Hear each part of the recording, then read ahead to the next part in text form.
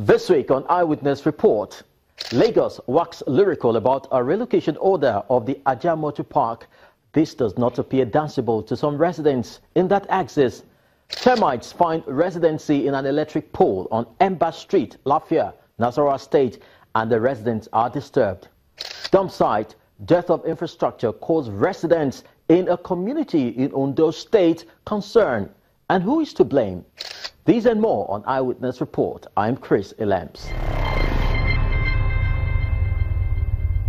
The construction and expansion of the Lekki-Ekpe Expressway opened up that axis to rapid growth and development, resulting in unending traffic build-ups.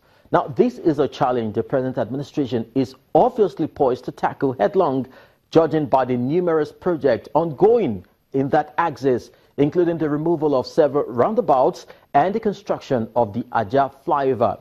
Now, a photo of some of the residents expressing their concern over the relocation of the Ajah Motor Park inspired our first story. The Lekki-Ekpe Expressway has witnessed lots of transformation over the years, some of which created bottlenecks along this corridor, resulting in unending traffic and in some cases fatal accidents.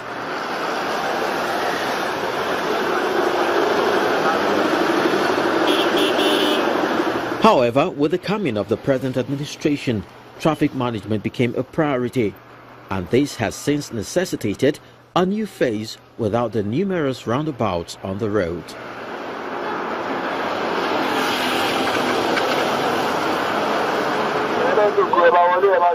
In order to keep the traffic flowing, there was need to do something about the usual congestion at the Ajah axis, where a motor park currently is located.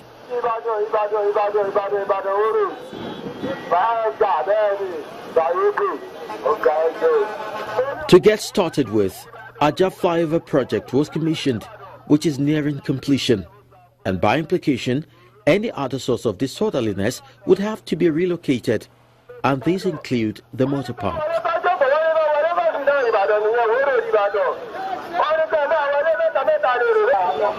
According to a top government official, it's a decision that would justify the huge amount expended on the project.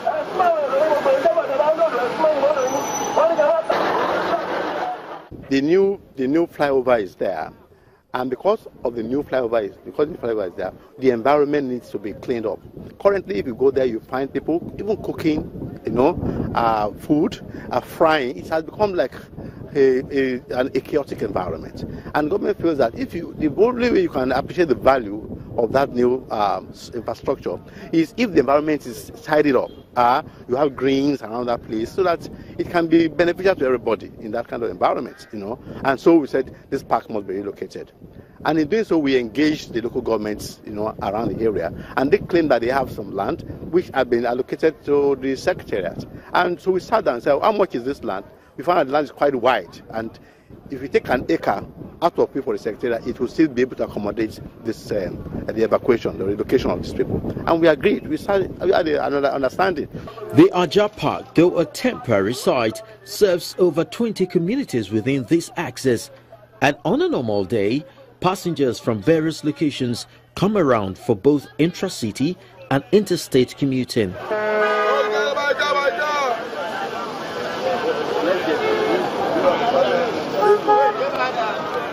With the planned relocation of the park, what do the passengers think? It's going to be a very big burden to each and every one of us living within this community here. Because sometimes, government need to look at the convenience of the passenger, the people that are using this park. If the national might accept for the relocation, but the people that are living within this community, how will it be convenient?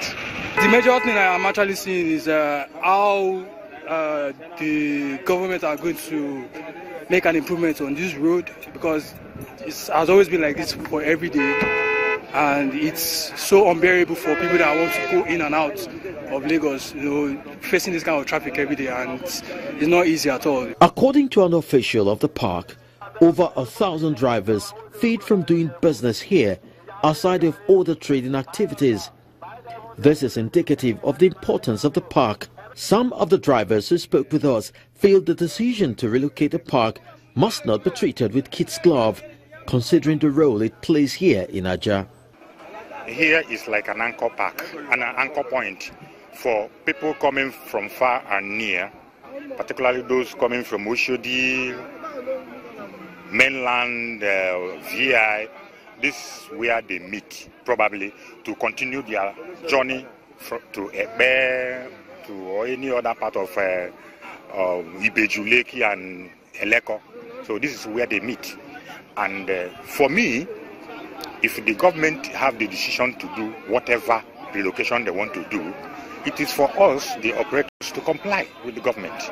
It's going to affect me and both other drivers and even the people boarding the vehicle from here to Eleko to Ekpe, Jebode, whatever place they are going. It will affect them too, not only the drivers. As for the official here, they have no qualms with the decision to relocate them. However, their concern is where they are being taken to, which they claim may not be conducive for operation. Where we are pleading for government to just do the place for us. When they ask us to go there, we go there. When they finish it for us, neat. Because there are so many garages. We let them know, we go Oyo State. When you go new garage there, government did it for them. It ties everywhere, do it, then put offices there, put marketplace there. So everything is going there smoothly. When they do it for us also, like that, so we appreciate it. Further down Ibrahim Adesoya roundabout is the proposed relocation site for the park. On the site is this signage showing the place may have been acquired for the local government secretariat, but now being considered for a motor park, a move some members of the host community do not find interesting. Government should try and put AIAH and airports to look into it very well. How can a park be kept in the midst of people living in their family, of which it has not been done in anywhere? We believe if there is going to be a park, it's supposed to be by the roadside. Example, like the one in Ajah there, is by the roadside, of which it serves many places. People going to Ekpe, people going to Shangote, people going to Ado, Badori, and all sorts of. So therefore, people now to be coming down right inside their family to come on board transport is very bad. The local government currently operates its secretariat from a health center temporarily, a reason why they may have penciled down the new proposed motor park for a more befitting space. We had a chat with the local council boss who feels foregoing that site for a motor park was a sacrifice worth taking. It doesn't follow logic. It doesn't follow common sense. It does not even follow the essence of governance to build with such amount of money, and at the same time you have built, constructed a new flyover, and you still have congestion. Taxpayers would ask us that didn't the government do its feasibility study to see that even with the construction of a new flyover, congestion will continue. So the commonsensical thing to do as a responsible government is for His Excellency to mandate the local government to look for an alternative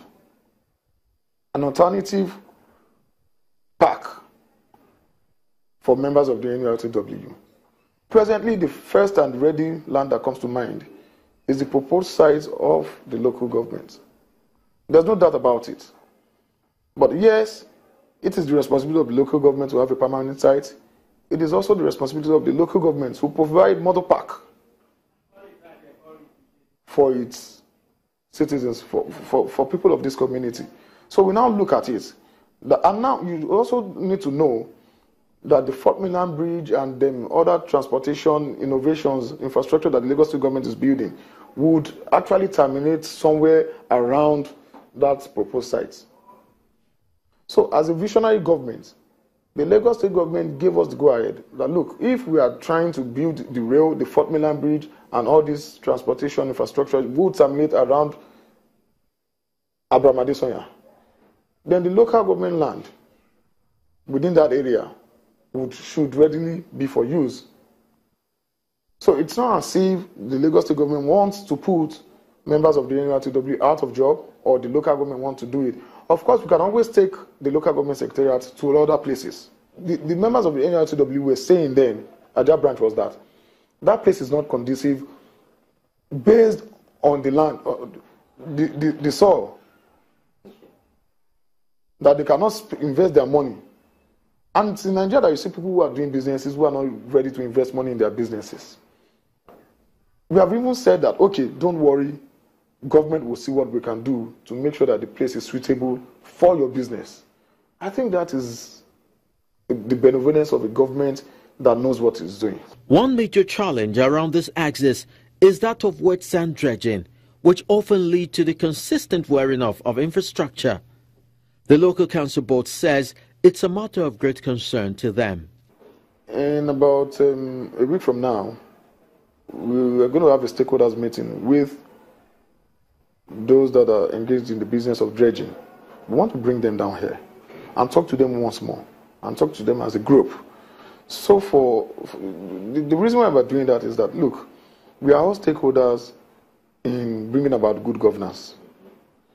If government is using taxpayers' money, enormous one at that, billions to fix infrastructures, to construct infrastructures, to develop new ones, and we are now using it nonchalantly, it goes back to the failure of the people, not the failure of the government now.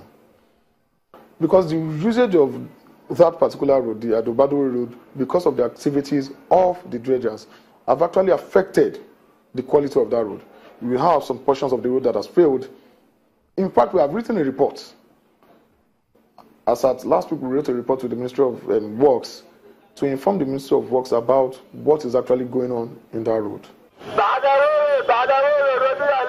The blues being waxed from the motor park relocation may not come across as a hit to all the parties involved. But when viewed dispassionately, the Lagos State government may just be striking the right chord, which when sufficiently explained, could bring everyone to the dance floor.